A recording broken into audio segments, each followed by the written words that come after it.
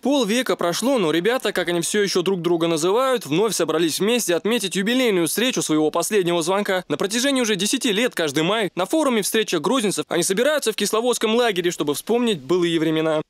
В 1965 году для нас прозвучал последний звонок.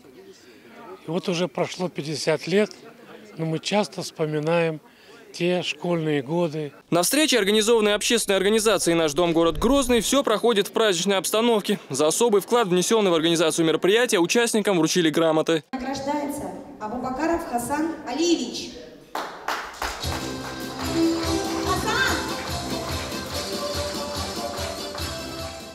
Как заявляет председатель общественной организации «Наш дом, город Грозный», он же главный организатор мероприятия Сайпудин Гучигов, подобные встречи проводят с целью укрепления дружбы народов, который в сложные времена Чеченской Республики был вынужден покинуть ее земли. Позитив то, что люди, которые были разделены какими-то, будем говорить, такими неприятными событиями, сейчас люди обратно тянутся друг к другу. Это налаживание мостов, это гармонизация межнациональных отношений.